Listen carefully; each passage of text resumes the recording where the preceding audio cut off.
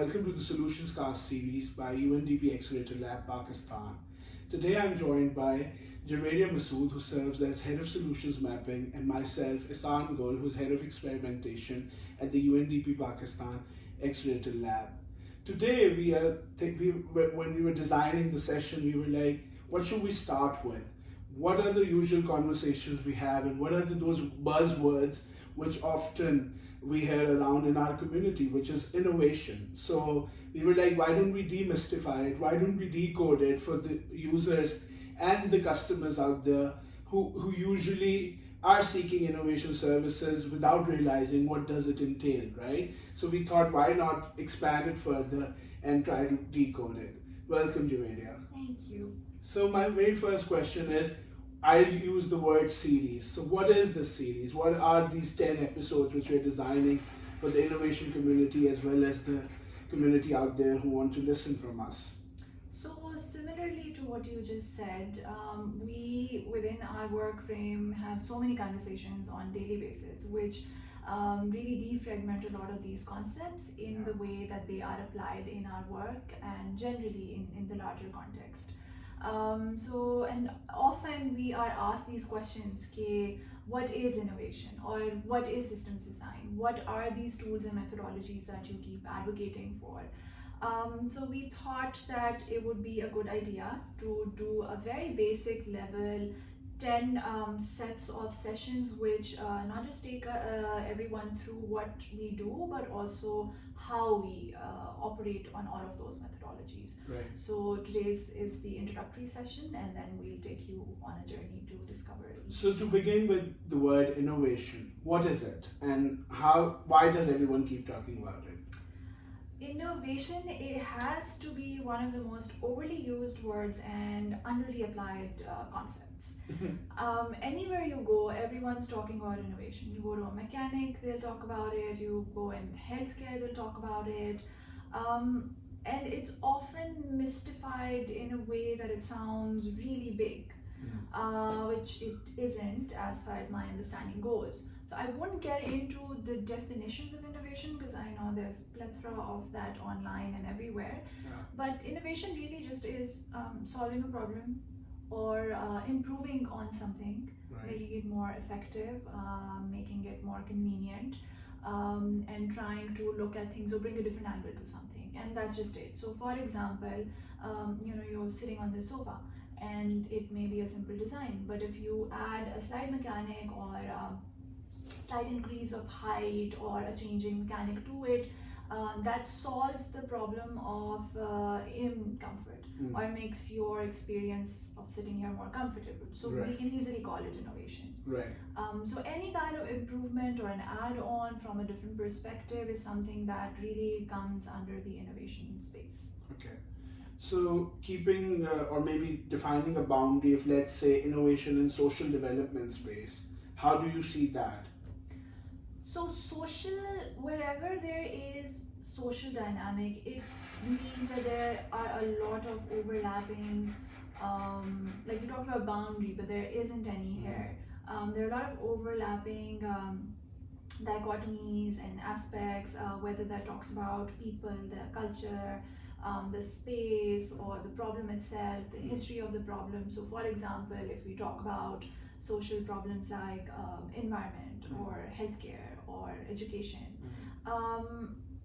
they require a very deeper understanding of what the problem is. That is why to approach innovation, we then have a whole toolkit of methodological frameworks, Right. tools, application tools. And then what they really mean is that you need to go out in the field. You need to understand what the problem is. You need to speak to people so that it's contextual inquiry. Yeah. And then I have forgotten the question. So my question majorly is around that innovation as a concept, how can that be brought into the development sector? So the social development which we work in, and majorly our audience is also which works in the development space. So how can we improve, as you just said, in let's say health domain, environment domain, energy domain? How can we bring in more innovation if that is what they're usually asked to do? So if you anything, because we've established that innovation is improving something, right? So what you're improving, you need to first study that. Yeah. Which is why it's very important that whichever domain you're bringing it in, how big or small the scale is, you need to first understand what that is. Right. Another term that we overly use is mapping. What that means is you, for a matter of understanding, you really map out the issue and its different dynamics. You map out the existing system in which that process unfolds, the stakeholders, all the touch points, all of overlapping problems, the problem behind the problem. That is a space that really needs to be investigated. So when you chart out what exactly is happening, what is the current state, then you can begin to see and identify patterns. You can begin to identify things that are either not working very smartly or can be altered, can be replaced or can be reduced. So for example, when we talk about improving services, a lot of the times we work with governments and the citizen-facing services that they provide. A very often thing that gets talked about is the time. How much time it takes for the citizen to come, whether that is getting your CNIC, passport, taxation, whichever thing. So then the process that we've mapped out, we try to identify places where those steps can be reduced. So then that is systemic innovation in the process space. And sort of the tools and frameworks that we use, say we do contextual inquiry, or we do empathetic analysis, or we do brainstorming or ideation, prototyping. So all of these things, as we begin to talk in these series, we will kind of go deeper into. Why is it so important to empathize with the community if we really want innovation in the first place? Because you want to know the people who you're designing for, right? It's I as a person, as much as I say that I've had diverse experiences, I've traveled, I've talked to so many people, changed too many schools, whichever of that, I'm still limited in my understanding of the larger world. And there are so many different, I don't want to say type of people, but so many different cultures and microcultures, each come with their own nuances, and they shape how we are as people.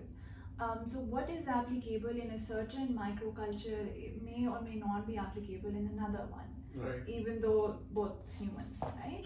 So it's very important to understand people.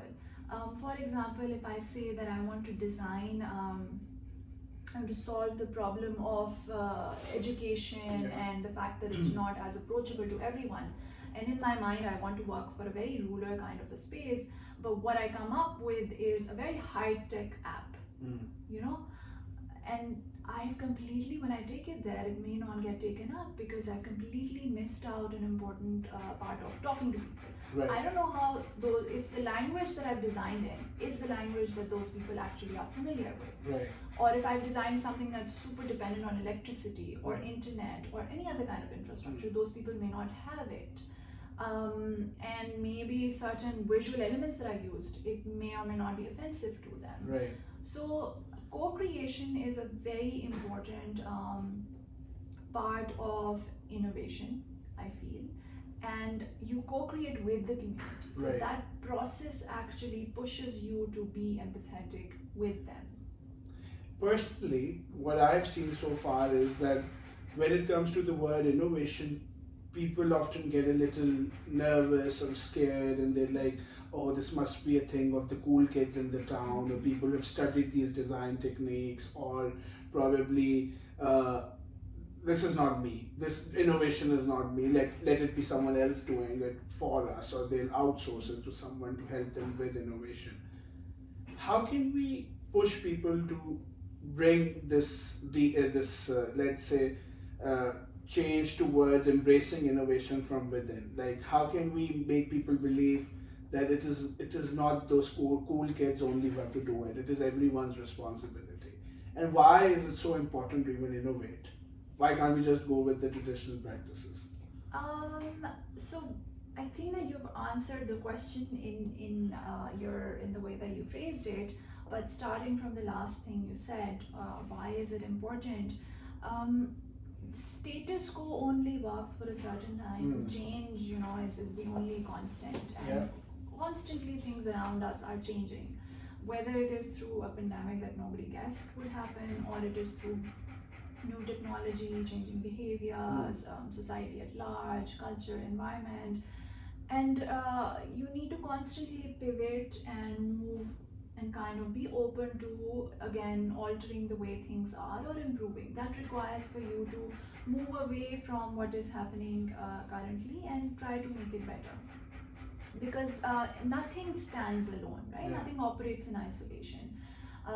If you design an excellent kind of an app, and the next time there's a new phone technology that comes in, then your work is obsolete. Right. So it requires for constant upgradation, and that is also something that's strongly there even at a cultural level. As people, we have to constantly adapt and be open to certain things. So one core function of the lab is to explore. What does that mean in this context when you say we have to constantly pivot, change, or bring innovation into practice? How does the function of exploration help with that? Exploration would be the most fun thing to do, right? You put aside assumptions and you're just very open to discovering and observing and just looking at what is like a chaotic space, right? A chaotic space, or you just have your notepad or a microscope and you just go and explore, and you identify any interesting patterns or anomalies, or what isn't happening, what should happen. So there's a lot of I know that the way that we're talking it is making it sound very simple, but there's a lot of training that goes before you develop that lens even of observation, right? Everyone may be in the same space at one time. For example, 20,000 people will be in one terminal of an airport, and they're all minding their own business. But a person who has that lens of observing is constantly looking and observing from the lens of stories that come up, or how things are unfolding, what are the connections, what are the signals. So exploration is very important because it allows you to move away from the space of obvious and go into the space of unobvious. Try to focus on what you're not looking at. And that is the space where you form connections. And that is actually where all of our work lies, right? So one of the article you had recently written on signals of change post-COVID or while COVID pandemic was happening captured a lot of weak signals or things which were emerging from the ground. We'll also leave the link in the description below, but tell us about that. Then what was your what was your strategy to look beyond what was just obvious? Like, it's easier to say, but how do we take off those binders and zoom out a little and see the future? So to see the future, I actually went into the past and I started to read up about what happened 100 years ago when Spanish flu hit, right? And then how are some of the things that we have now in this existing world are here only because of innovations that took place to respond to that particular emergency. For example, the powder room that we have, in all of our homes now, it actually started there, because so in the houses, there obviously people come and go for whichever reasons. So anyone who was coming from outside, first touch point they wanted was a sink where they could wash their hands. उस time पे कोल आता होता था बाहर से to burn the furnaces in the kitchen. So when that person is bringing coal, he's going to everybody's houses. So you don't know what and who he's been in contact with. So when that person comes in, the first place was a sink. We would wash his hands, clean up, and then go around into the next. So that touch point is what we just took on. Similarly, the Great Fire of Chicago. After that, your building bylaws completely change. Distances start coming in between buildings, so that in isolation, if something catches fire, that's still better than it becomes a spread. So I started looking at what had happened previously and how and in which domains did it actually influence. So when you look at currently, you can obviously you can see, like, when we were trying to record, we maintained that there should be a distance. it's probably something that we may not have been that cautious of. For earlier, yeah. So the way that we are interacting socially, it has changed. We're already seeing how our spatial planning is seeing a change of that. We can see how things are in processes. Working spaces, working right? spaces. You're sitting in an empty office right now. Exactly. Working modality has Modalities, changed. yeah. So in so many cases, there's also a positive side to it. A lot of people who were not able to commute. Yeah. A lot of people who were not able to be away from home or the responsibilities of home. Working parents, exactly. right? Exactly. Now it's become so acceptable that you sit and work from wherever. Yeah. So it was just this process of then mapping it out and trying to also have the foresight lens that if this aspect will change, what are some of the other ones that it also affect? Another term usually associated with innovation is grassroots innovation, and mapping the grassroots solution providers or these young people out there or anyone per se who has a solution for a local problem. Or do you want to define it for the audience a little more? That what does it entail, grassroots innovation? Sure, and I will use a very interesting local word, which is jugaad. Yeah. And that kind of also responds to what you earlier said, that it's looked at as a concept that's just for the cool kids, or something that's very, very, high impacted or something at an advanced level. It really isn't. It's something, it's any kind of tinkering, it's any kind of jugaad. For example, the chair, it breaks, and I use some object to kind of just give it a little bit of standing, and I wrap it, and then that is a way that I've solved that problem. So when you go outside, you observe there are a lot of carts, selling corn or any other food item or anything really. And really right? Cool. And in summers, because it's so hot, I've seen so many carts, and those vendors have come up with really interesting creative ways to create a shade, have a little fan in that shade, then that fan, because they're mobile, so they cannot constantly be plugged into a power source. So how they have embedded a battery system within their cars. So these are all very excellent kind of grassroots solutions and it's important to map these because you can use the intelligence of how they have locally solved something at such a low cost level that then you can scale it up and apply it in other spaces as well. And you can even systemically bring all these little solutions together and make a beautiful one kind of a umbrella, kind of a larger cart which works for everyone, so universal cart in a way. So it's all about someone out there mapping these local jugaad solutions out there and bringing them together for that systemic change. So a lot of our work is around systems rethinking, and a lot of it is about innovation within a system. Often, like let's say in organizations such as UNDP or even bigger organizations, often innovation sits at the periphery. How do we counter that? How do we instill a culture where innovation is promoted not at the periphery but at the core of the working space? So it's also human psychology, right? There is organization psychology as well, but because people kind of are an important part of it. Change by nature, we're all very hesitant to move toward. We're very comfortable with anything that's familiar.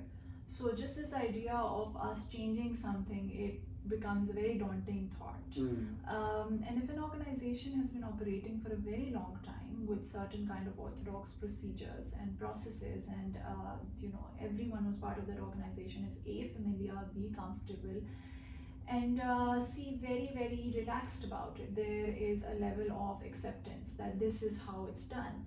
So largely when you are in that rut of projectizing and just executing and delivering, there isn't a lot of time or space or even personal motivation to look back, observe, explore, and identify how and why we should look at it differently. And so innovation, because at the root of it, it is challenging the status quo. Yeah. A lot of people often, and this I can also speak from my personal experience of working with other organizations or on other projects, is that every time someone comes and talks about something that's not super familiar to you, and you think that you may have to change, but then you also think that you're probably getting criticized. And that also comes up as a hindrance. Right. So which is why, even though, like we talked about how familiar a word it is, and it is largely, even the concept is largely, we see it's used in almost all of our portfolios. Right. But still, to bring it in the core has become a little hard. That's why people like us constantly advocate for it, not just at an organizational level, but also at a culture level. Right. So one example of that would be the session you did on sparking curiosity. Right. We can also leave the link of that there as well. So that again comes into how you can train yourself to be more observant, to ask the right questions, then also accept why it is important to change. And it's a larger understanding, which I haven't heard anyone disagree with, that the way that development has been working is not working.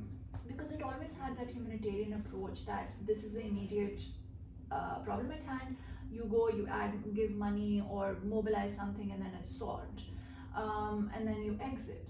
So a lot of the times, foresight, longevity, sustainability is not part of it. Right. We talked about empathy. Right. Whether or not the community who it is catered for is going to take it up and add to it, that's not considered. And that is why innovation then is something that, whether we accept it or not, has to be brought in at the very center of this in a systemic way. Right. So that every facet of the work that we do, whether that is to communicate with community, donors, setting up goals, impact measurement, any of that, it has to have that undertone of being open-minded, being curious, empathetic, having systemic understanding, longevity. So all of these principles that we talk about. Let's say founders of different startups, small businesses, or even large organization executives are listening to us today. What would be the recipe you'll offer to them if they want to bring innovation into their system? You just mentioned few, such as bringing people on board, then impact indicators and da-da-da-da, but it would be good to hear that how much you think is the human element important in this? The right people in the mix of the team. Is that the solution? But I want to hear from you. Like we discussed, culture, mindset, very important, right? So you do need the right kind of people who have this interest to push the boundary. Right. And if you have people who are very comfortable in the way that they're working, that's why when we talk about people, it's also important to bring cross-disciplinarity in, right? Exactly. You don't want exactly the same kind of people with the same kind of expertise, same background. I mean, you come from a very strong environment and then innovation and sustainability space background. Exactly. I've done architecture.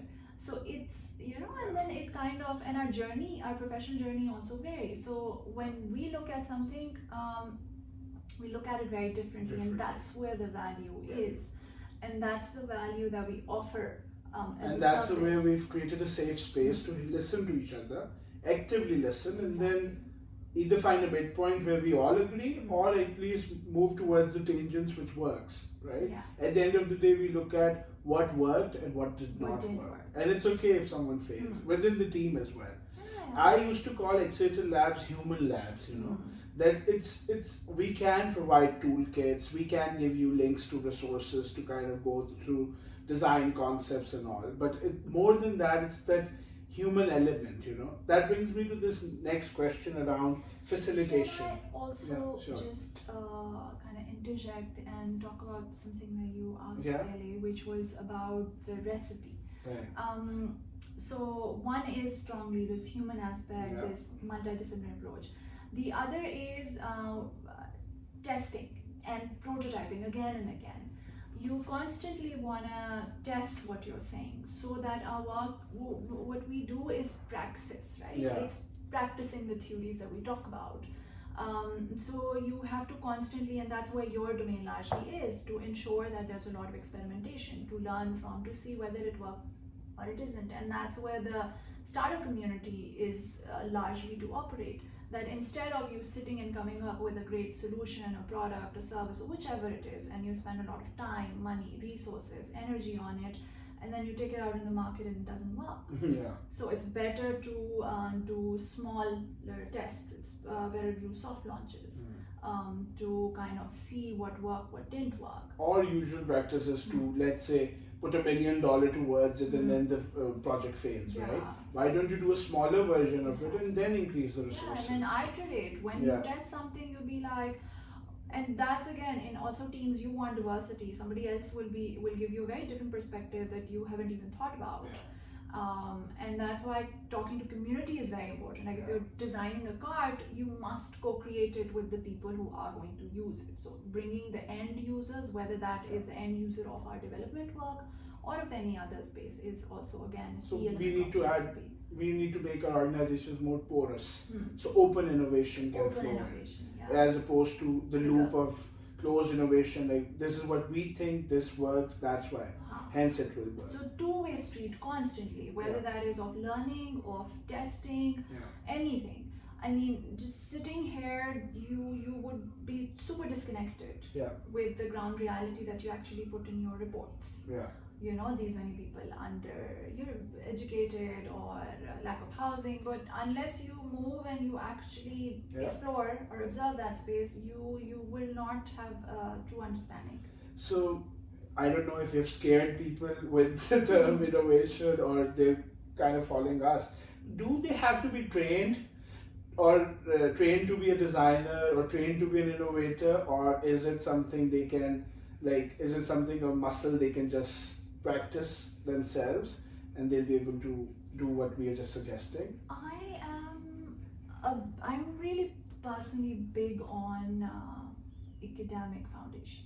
Okay. I do believe that you need to have some kind of training to be aware of all the work that other people have done, right? And there's no harm. I know so many designers in every kind of category there is who have self-taught themselves, and that's also excellent. Right. I do feel that teaching yourself on your own and taking time to explore it and making your own mistake, as much as value that is, there are a lot of practitioners who have done it, and so they've put it together in the form of books and courses and degrees and programs. I think that they are a very good way to start off. Sure. And then again, it's a balance. You may have the best degree from the best school, but if you haven't had experience, you lack application, then how can you apply something? So it is a combination of both going through the experience and then also having some kind of training. And we also constantly keep looking at more tools because like there's so many newer, better ways to look at things and solve problems. And that's where we're testing things like collective intelligence and many other tools which we'll be discussing in our series ahead as well. And another thing is that often there are some myths also associated with this term. So have you encountered any large or big myths out there? Too many. One is that innovation is something that is huge, and it's something that has to be radical, and it's something that's like a magic pill that you just put an injection somewhere and suddenly something happens. It can be a very slow process. So I love how Pia Andrews, who we're a fan of, talks about the fast value and the long value, right? Exactly. So you have to operate on both levels, and innovation at a cultural change level can be a very slow process. You need to be patient, but you need to be strategic in a sense that you are constantly trying to quickly test and show results, and then you move on. So the one myth is that it's huge and ready. It can be something very small. It can be something so small, just moving a chair from here can totally change the way that the space flows, for example. Or in systems, changing one click from another, or Yeah. changing an interface, or moving one document from here to there. Like those completely change. Now we have DocuSign, for example. Right. That has changed a lot of things. Yeah, you don't have to be in office waiting Yeah. for the files to come and So be. that again is not something radical. Right. But even if you want to bring math to it, you can calculate the number of minutes it's solving per person. So there is change Yeah. like that. Another big myth is that you bring a consultant, pay that person heavily, and your work is done. Yeah. I don't think that that's how it works. In the local context, we have a lot of consultants, and I've been one of those people also.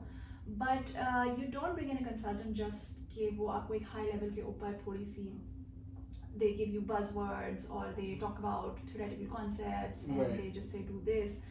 It is again about getting your hands dirty, going into the field, and really being part of the problem to understand how it is happening. So this idea of just hiring someone, putting in a document will actually result in you having innovated. I don't think that's true either. I'll bring back one term which you use, fast value versus long value. Often innovation teams are requested to do quick wins, right? Do you think it's good to do quick wins? And if quick wins are there, should we just resort onto that part of the cycle, or should we also look at the short term and the long term solutions as well? So, totally contextual, but if I have to generalize it, I do think that quick wins are very important, Mhm. because often you are working either with other people or within a different space, right? And so, in order to gain confidence of all the stakeholders, you have to show them some quick results. Not Right. everyone has the patience to wait for the longer or the slow progress. Right. So that is a way to build confidence. That's a way to quickly show results. That's a way to get more buy-in, and that again is a way to test and see whether you're on the right track or not. Right. But all of those smaller, quicker, dirtier, cheaper, interventions, if we call them, they need to have a big picture thought of beforehand. Like strategically, what is it that they will lead to? What's the longer vision? And that's where your the longer value chain comes in. All of those elements need to contribute to what is your vision for the future. Right. So they kind of run parallel in a way. Sure. We'll wrap up the interview with this last question. Is Pakistan innovating enough? Because we are so resistant / stubborn as a nation, I mean it both as a compliment and kind of a point to ponder. We think that we can solve everything, and we do. Yeah. And even if a lot of people, larger audience, is not familiar with concepts of innovation, design, systems, engineering, all of that, in some way or not, they are applying it. Whether that is to navigate the traffic, there is a lot of innovation going on. What is sadly not happening is it's not happening at a systemic level. As we talked about, those things need to be interlinked. And any effort that anyone's making, it needs to be learned from, needs to be scaled up, it needs to be connected, so that there is an impact that sustains also. And if I have to add one thing, working with the startup community and this innovation ecosystem, we need more resources. We need resources which are untied. We need people to take more risk. We need investors. We need government and organizations such as us as well to be more agile and open towards failure as well, and trusting our people out there. It could be that we're not able to see that space, thinking it's obvious, but maybe that person has seen the unobvious and is future scoping and giving us that signal for the future. And if we're not able to really capture it and give them those resources, at the end of the day, innovation without resources often doesn't work. Missed right? opportunity. In so Thank many you so cases. much, Javeria. Fun having this chat. And we soon will be coming back with more episodes. Stay tuned and we'll watch this space. Thank you. Thank you.